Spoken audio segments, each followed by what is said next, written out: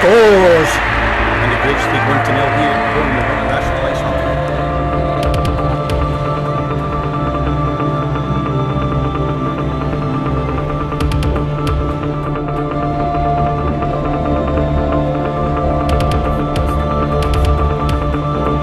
Hi there, welcome to CentreIceUK. This podcast is proudly sponsored by Monopix.com. Monopix.com for all your photographic needs, commercial, private or video. Check it out at www.monopix.com. And now, without further ado, here's your scores, Raymond! Wayne, firstly, thank you for joining me again 6 months down the line, just as we arranged. It's a pleasure getting to speak to you. You're welcome, I'm glad I can. Firstly, we'll chat about how the remainder of last season went.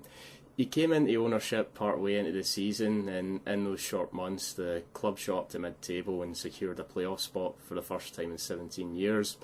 What are your thoughts on what got achieved on and off the ice by the Tigers in that short period? Well, I suppose, look, the first thing is immense pride in the fact that we made the playoffs. I'm thrilled with Tom and Paul and the work that they did to make sure that the players had what they needed and that we had the players we needed, and the fact that we made the playoffs. And if you look at the table, I mean, there's definitely a sense of pride that if the table were run on the last half of the season, we'd have won the league. We beat everybody in the league. We lost some tough games, and certainly getting to the playoffs and then not moving into the final stages of it was disappointing. But that was our goal. Our goal at the start of this process was that we would make the playoffs, and it was a goal that everyone told us was impossible. And one of my favourite quotes is a Nelson Mandela quote where he says, it's impossible until someone does it. And that's a terrible paraphrase, but we try and live by that in our businesses. And people said it was going to be impossible, and there we are. We made the playoffs. We brought in players that nobody thought we could bring in. We established a really great team mentality around the squad. And I think, we increased the fan base. The attendances went up by nearly 400%.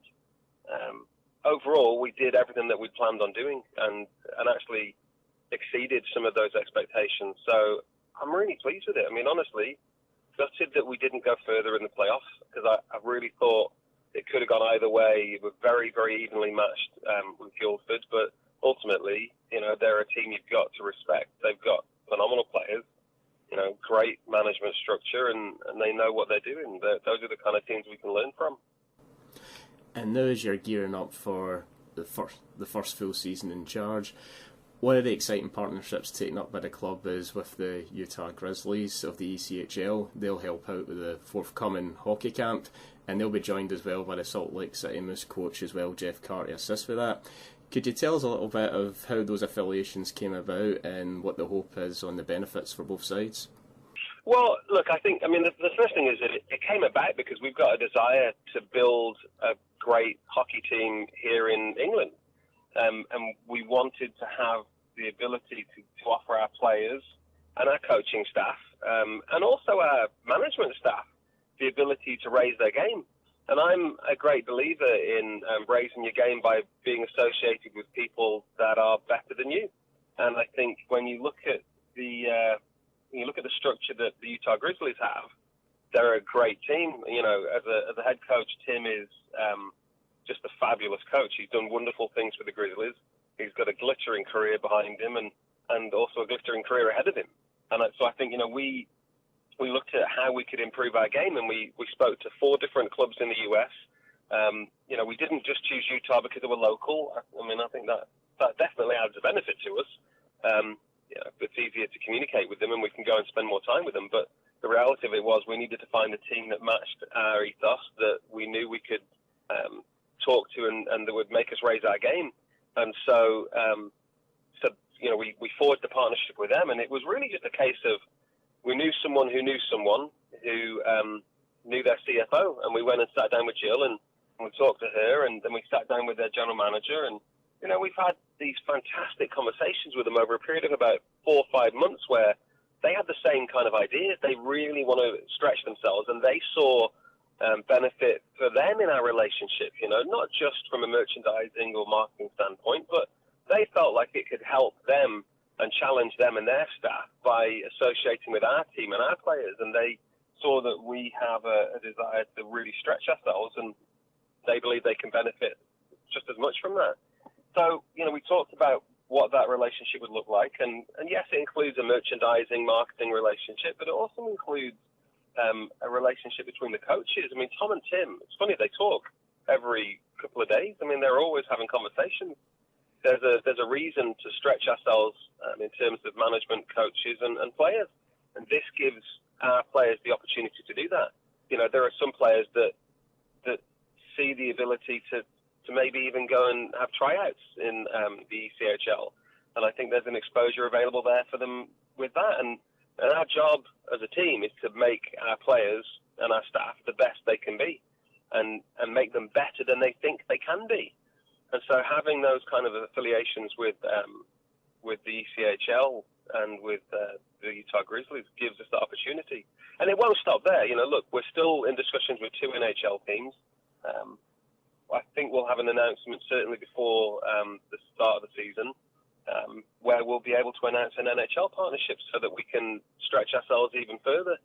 But in the meantime, we've got the camps coming up. Very excited to have everybody that's coming involved over. It's going to be fabulous. I think from a junior standpoint, how often do juniors get the chance to have ECHL coaches come across and coach them with, along with Tom Watkins, the best coach in the country? It's just not very often they get that opportunity. Certainly not for the price we're offering. I mean, I think our camp is cheaper than most of the camps that are out there.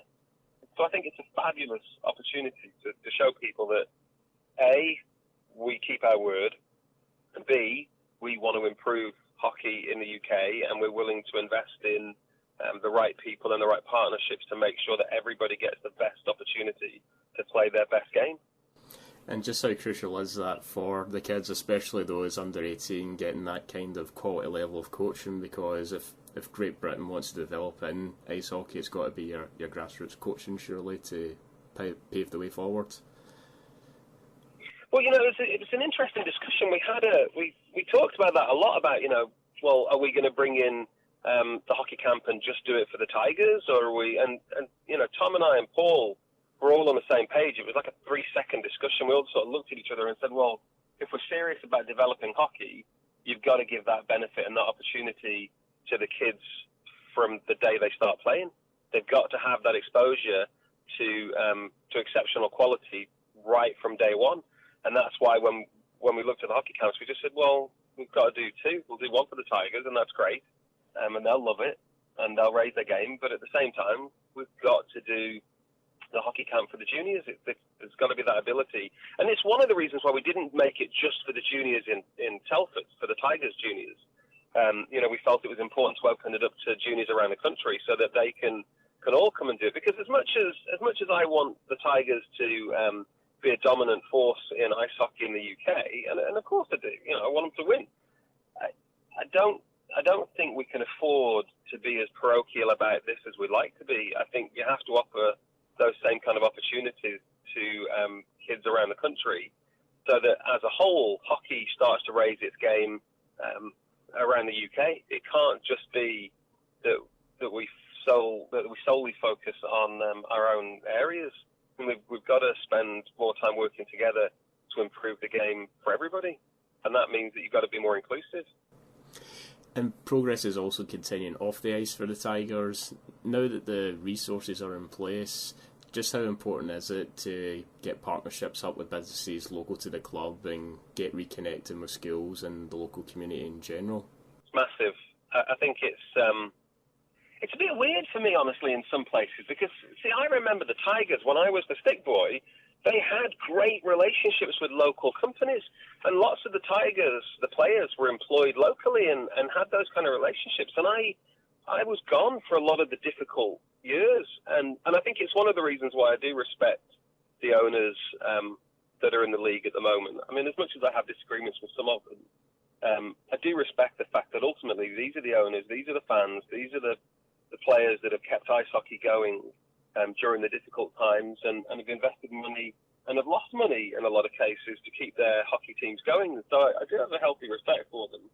But I think for us it was really, really important to be able to bring in local businesses and national businesses and raise the profile. I mean, I think one of the things that perhaps annoys people about the Tigers is that we've got a bigger press presence than the rest of hockey teams in the country combined. I mean, we get national press on a weekly basis. It's one of the things that we know how to do. And we do that because we want people talking about ice hockey. We want people talking about the experiences they have. We want people recognizing that there are sponsorship opportunities, not just with the Tigers, but with other teams, with ice hockey in general around the country. And I think we're very good at that. So one of the things we did when we came in was said, well, look, we've got to raise the profile of the Tigers, raise the profile of ice hockey. Then we can go and talk to sponsors about paying what are fair and reasonable partnership plans that allow us to build a great organization around a great team. And that's what we've done. We realized early on that we were going to have to commit financially to the team in order to build a reasonable enough marketing profile and PR profile so that sponsors would look at it and actually realize there is a reason to be involved. We didn't want people to have to do things just on faith. We wanted to be able to prove to them that we were investing and that there's a reason for them to invest. And thankfully, we've been very blessed and very fortunate that a lot of sponsors, both nationally and locally, have seen what we've done, have bought into the idea of developing hockey through the juniors all the way through, and we've been able to spread that sponsorship out. We're not just keeping it at the Tigers level. We're involving our sponsors right through from the juniors upwards. So we've been very fortunate, but you're right, it is a critical step to have the right local partnerships, and that doesn't always mean that we've been able to find jobs for all the players, but none of our players are wanting. And one of the big hot topics for the summer so far has been regarding development and change in the British game, and the EIHA and IHUK have launched consultations. There's also an under-20s league proposed. What are your thoughts on that? Are these box-ticking exercises, or could we see some genuine change? I've got to be honest, I remain unconvinced. I think everybody recognises that there's a gap. Everyone recognises that there's a problem.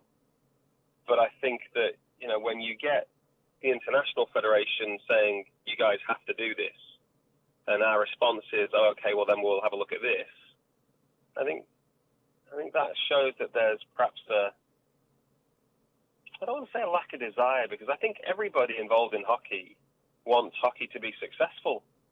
I do think that it's more comfortable for some people to maintain the status quo. Some people like to have the power, they like to have the authority, and I think that's a dangerous place to be when so much power is in one place.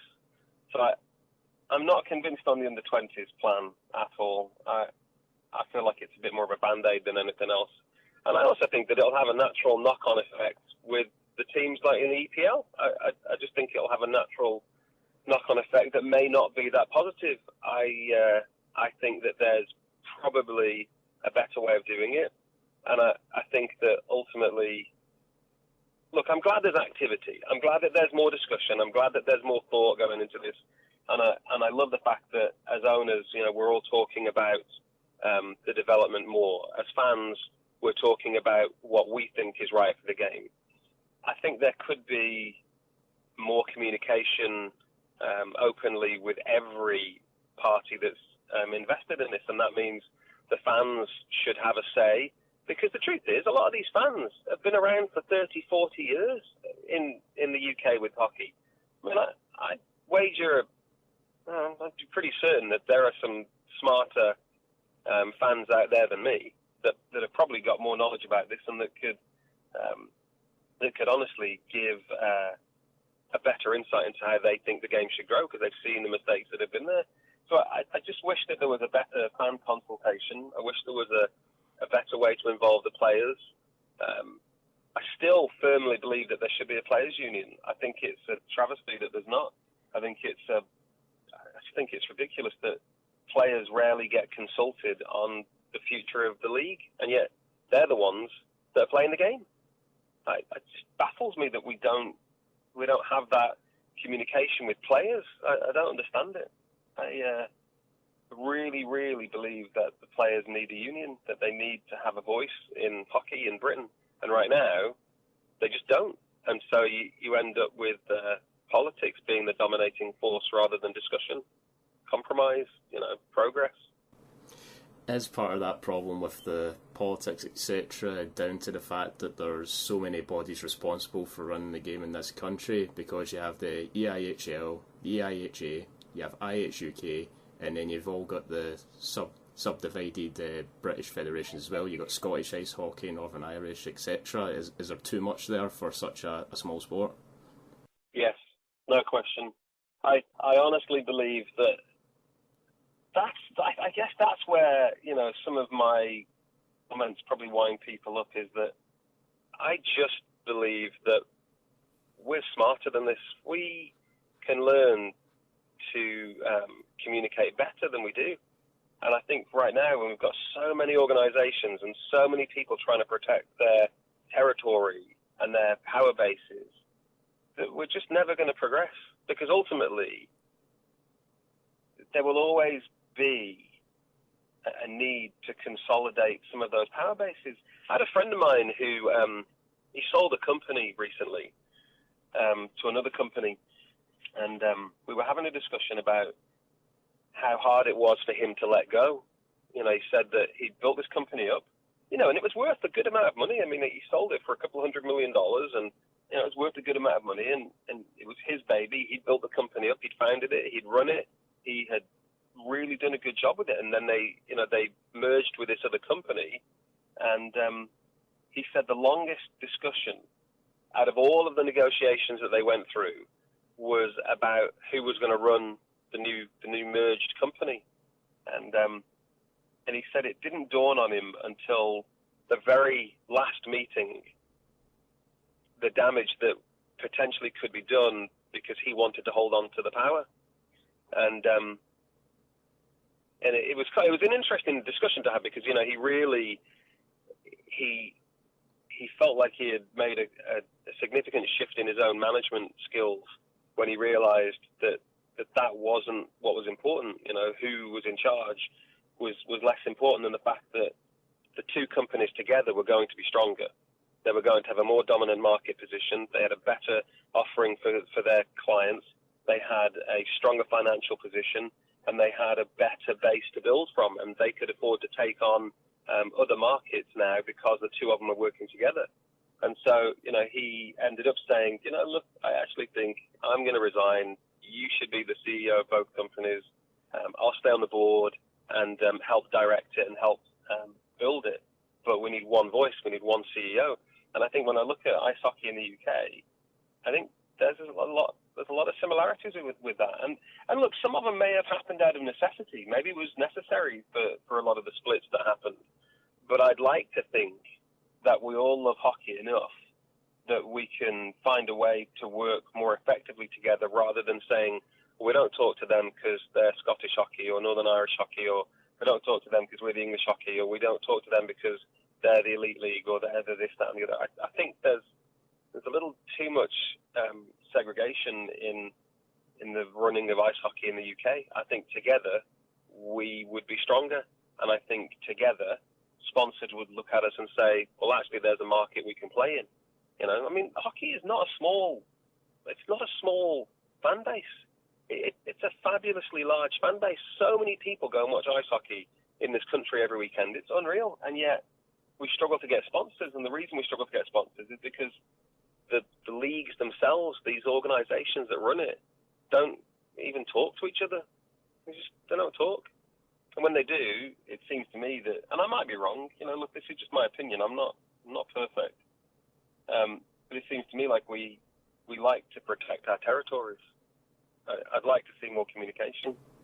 I mean, you do think at the potential that could be there. The GB could be a solid nation in an international scale. I mean, you look at Slovenia, not only did they qualify for the Olympics in Sochi there, they made the quarterfinals, and that country's got 6 ice rinks in their country. Yep. That's a perfect example. We're talking about a country that the UK has got endless dozens of ice rinks. Hundreds of thousands of people play this game every single week. Hundreds of thousands play it. There are hundreds and hundreds of thousands that watch it. I mean, it just seems to me that other sports are better organised than we are. That's what it is. You know, I mean, we face the same challenges that most teams do. You know, our sponsors look around the local area and they say, well, where are we going to put our money? You know, we get similar sizes to some of the local football teams, and yet they get hundreds of thousands a year in sponsorship, and yet we get similar sized crowds. And we certainly get more exposure nationally than they do. And yet they're the ones that get the big sponsorships. Why? Well, because they're one voice. They don't seem divided. They don't seem like they're having a lot of infighting. The politics is minimal, and you know, until you get to the upper echelons of the FA where politics is king. But you know, even then, they still speak with one voice. I just think that hockey is a much bigger sport in the UK than our output would suggest. And you're right. You know, you look at Slovenia and you think, well, wow, they've been able to do it. Look how far they went, and look at the quality of it. I do think that there are some things we could do to improve that.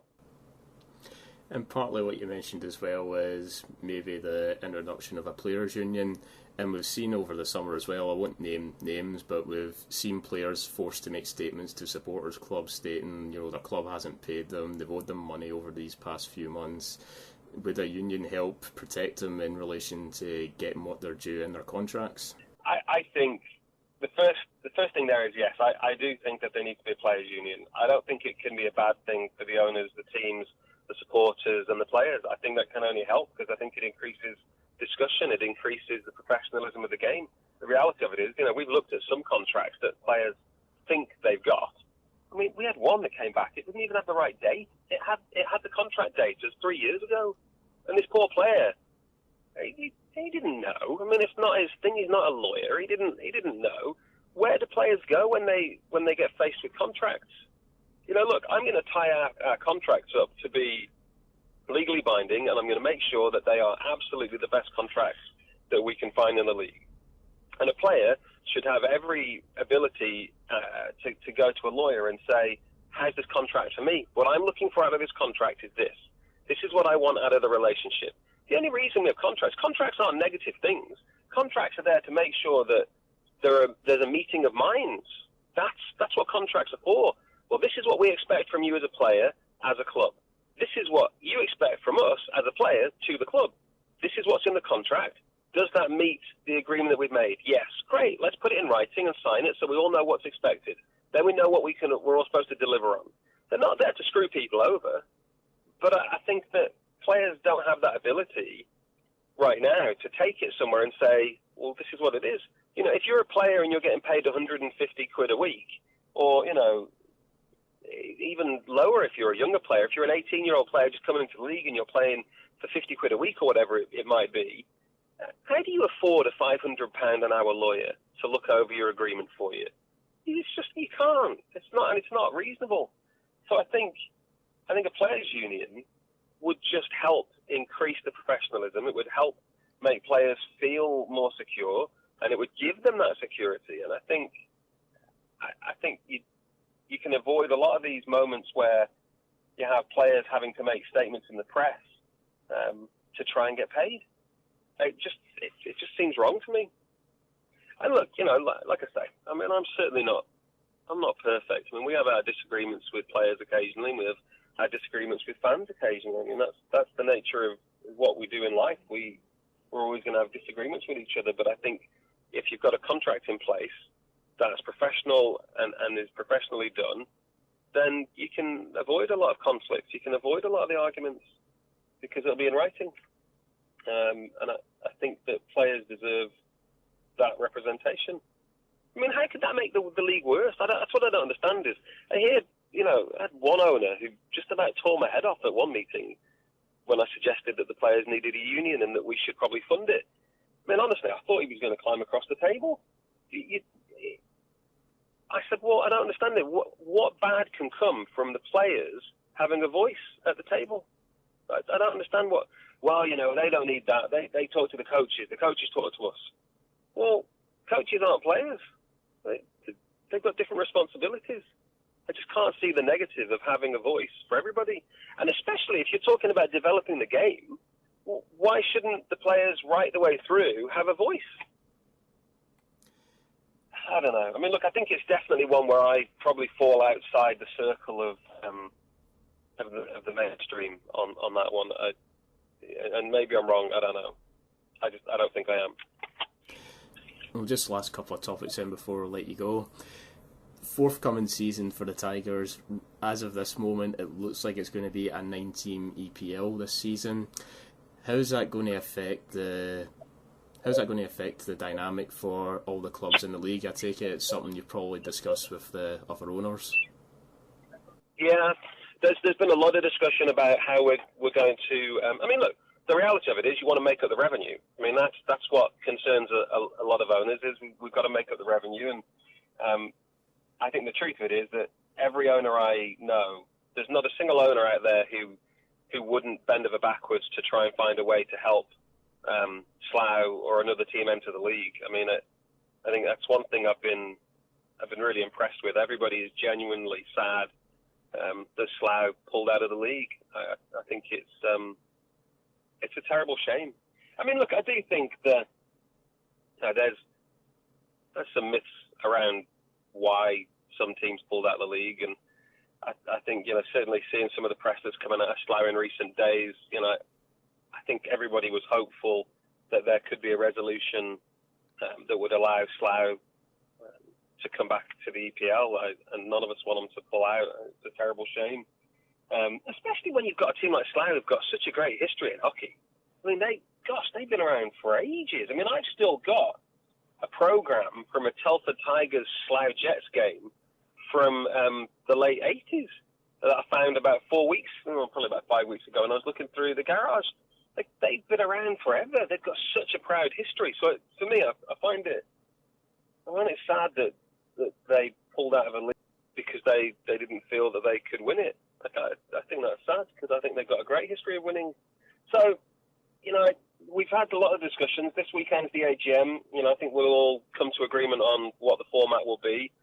The likelihood is that, we'll see more games played. There's got to be a way to make up those extra games. Certainly the fans want to see games on a regular basis. They don't want to have gaps in their weekend. And neither do we as the owners of the teams. So there'll be a resolution for it. I just wish the resolution was that we had a 10th team. Absolutely. And just finally, before letting you go, first full season ahead, how's everybody feeling? Are you excited? Do you know what? I don't think I've seen Tom and Paul smile this much in the whole time I've known them. They're giddy, absolutely giddy. They ran a bit of a fitness thing yesterday and, got the measurements and some baselines. And I think, when you look at our roster, you can't not. How do you not be excited? I mean, honestly, even if you're not a Tigers fan, how could somebody look at the Tigers roster and not go, "Wow, that's pretty impressive"? I mean, it's a great roster, and we've done it on virtually the same budget as we had last year. Despite all of the stupid myths that we're paying people ludicrous money like $800 a week and all those kind of things. There's nobody in our team on that kind of money. Nobody. I mean, in terms of where we fall in payment structures, we fall about fourth in the league. We're about fourth or fifth in the league on how much we pay compared to everyone else. We're certainly not the highest spenders. We just offer our players different deals. I think we look at our players much more as a partner, and so we offer them longer term deals. We offer them longer contracts on occasion. We help them find work. We try and include them in the future of the team. And I think when a player is faced with the opportunity to have some security or no security but higher salary, they'll take a lower salary for some security. because they want to know that they're part of the future of a team. They don't want to know that they're looking for another job in 8 months. So I think, when you look at our roster, we've got some fabulous names on there that are iconic with British ice hockey. But not just that. Every single player is absolutely dedicated to building a successful development program that's sustainable across the leagues. And I love that. I love looking at the list of names and knowing that they all buy into what we're trying to do with British ice hockey. There's not one of them that doesn't have a passion for seeing hockey succeed at all levels. We've certainly developed a very strong partnership at a junior level. As you may not know, Tom Watkins was appointed the head coach of the junior system as well, because we feel it's important to have a consistent approach to coaching right from the juniors all the way through. There's certainly been a blip with the NIHL team. That definitely didn't go the way we expected. I'm surprised and disappointed at the way that went down. And if I wasn't of a hardier heart, I think I'd be disillusioned with ice hockey in the UK because of the way that went down. But overall, I look at our squad and I'm absolutely made up. I'm excited. I can't wait for the new season. I know the players are jazzed up and excited about it. They want the season to start. The fans want the season to start. And we haven't even announced the last 2 imports. That's the part that makes me smile. I mean, everybody's excited about our squad, and we haven't even signed the last 2 imports. So wait until you see them. If you think it's good now, when we have the imports, the last 2 imports, I think, we're going to be able to look at these players, the Millers, the Plants, the Weavers, the Silverthorns, the Sammies, there are some phenomenal players there that are going to be in the Tigers organization for a long time. And we're going to be able to build the junior system around these players. We're going to be able to build another, hopefully we'll eventually get an NIHL team and bring players all the way through with the right kind of players to look up to in the senior squad, which is ultimately what it's all about, progressing people in the game and getting them to be the best they can be. And that includes the infrastructure around it, like the partners that we have in the Utah Grizzlies and an NHL team. It's important for us. We'll be announcing an Australian partnership in the next 4 weeks because we want to give our players the best opportunities, and that means giving them a global reach. And I think that's what our players buy into. They don't need massive money to play for us. They buy into who we are and what we're doing. And that's important for us. It's why we lost 2 players this year that we offered contracts to, because they went for bigger money. I mean, that's the bottom line. They went somewhere else for bigger money. Well, that's okay. If that's what they're looking for in their life at this moment, then, more power to them. I'm not going to criticize them for it. It's their choice. But it shows to me that we've got the right players in the squad. They're not chasing money. They're here for the right reasons. Well, Wayne, fantastic as always chatting to you. Thanks so much for joining me again. Oh, mate, it's really good to talk to you again. I always enjoy, I just enjoy your output. Like, you've got such a different perspective on things, so it's always good for me because, like I say, I've got a lot to learn about hockey. So it's always a pleasure to talk to you.